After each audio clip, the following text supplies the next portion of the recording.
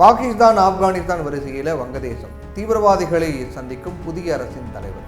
வங்கதேசத்தில் பிரதமர் ஷேக் ஹசீனாவை அகற்றிய கிளர்ச்சியாளர்கள் கொஞ்சம் கூட தாமதிக்காமல் இந்திய எதிர்ப்பு நடவடிக்கைகளையும் மீண்டும் இந்திய அரசு செல்வாக்கு செலுத்த விடாமல் தடுக்கும் நடவடிக்கைகளையும் அவசரமாக மேற்கொண்டாங்க.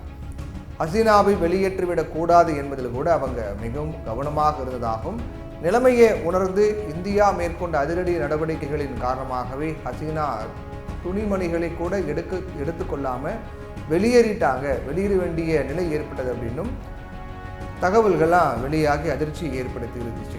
அது மட்டும் இல்லாமல் உடனே வெளிநாட்டில் இருந்து முகமது யூனிஸ் என்பவரை அழைத்து வந்து இடைக்கால அரசை அமைச்சாங்க.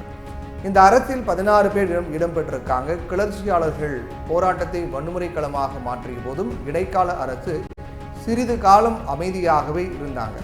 சிறுபான்மையினரில் அதிக அளவில் பகுதிகளில் வணிக நிறுவனங்கள் வீடுகளும் குறிவைத்து தாக்கப்பட்டு எரிக்கப்பட்டது.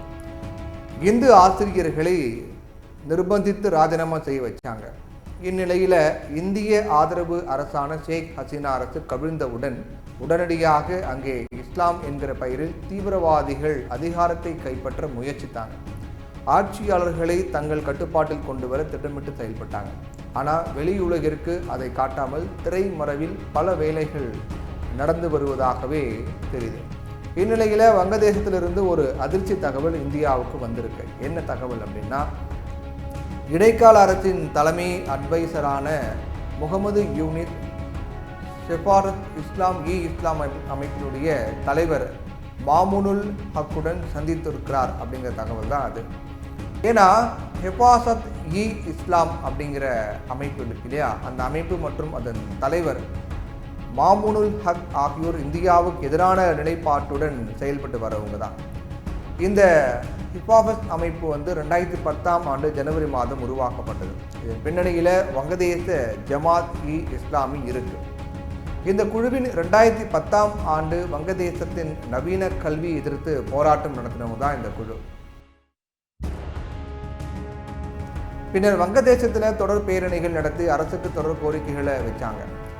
அதில் முக்கியமானது போர்க்குற்றம் இழைத்தவர்களின் மீது, போர்க்குற்றம் இழைத்தாங்களே அவங்க மீது நடவடிக்கை எடுக்க சொல்லக்கூடிய அமைப்புகளை அரசு கைது செய்து ஒடுக்க வேண்டும் என்பதுதான்.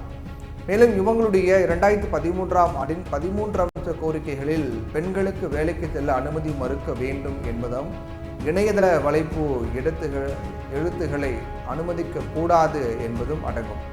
2009 பெண்களுக்கான சம உரிமை அளிக்கக்கூடிய திட்டம் வரைவு, அதாவது 2009 உமன் டெவலப்மெண்ட் பாலிசி டிராப் எதிர்த்து இந்த குழு தொடங்கப்பட்டது. 2013 ஹிஃபாசத் மதரசாவில் வெடிகுண்டு தயாரிக்கப்பட்டது, கண்டுபிடிக்கப்பட்டாங்க. அந்த வெடிகுண்டு தயாரித்தாங்களே அது கண்டுபிடிக்கப்பட்டது. பின்னர் ஒசாமா பின் லேடனுடன் தாலிபான் இயக்கத்துடனும் இவங்க தொடர்புகளை ஏற்படுத்திக் கொண்டாங்க. ஜமாத் இஸ்லாமின் மீதான தடையும் நீக்கியிருக்காங்க. வங்கதேசத்தில் சிறுபான்மையினர் வெளியேற வேண்டும் அல்லது மதம் மாற வேண்டும் என்பதுதான் இந்த அமைப்பினுடைய நோக்கம். அதை தவிர அதே போல சமீபத்தில் அன்சருல்லா பங்களா அணியினுடைய தலைவர் ஜாசிமுதீன் ரஹ்மானை இடைக்கால அரசு விடுவித்தாங்க. இவர் யார் அப்படின்னா, அல் கொய்தா பயங்கரவாத அமைப்புடன் நெருக்கமாக உறவை கொண்டவர் தான் அவர். அன்சருல்லா பங்களா அணி என்பது அல் கொய்தாவின் ஒரு பிரிவாக செயல்பட்டு வருவதாக சொல்லப்படுது. இவரை ஷேக் ஹசீனா சிறையில் அடைத்த நிலையில் இடைக்கால அரசு விடுவித்திருக்கு. மதம் என்பது பற்றி கொள்ளும் தீ என்பதால், மதம் என்பது எளிதில் பற்றி கொள்ளும் தீ அப்படிங்கிறதால ஹிஃபாசத் இதை கையில் எடுத்தது. ஆனால் வங்கதேச மக்களிடையே பெரிய ஆதரவு இல்லாத போதிலும் ஷேக் ஹசீனாவுக்கு எதிரான போராட்டத்தின் போது ஊடுருவி இந்த அமைப்பு பெரும் பங்கு வகித்தாங்க.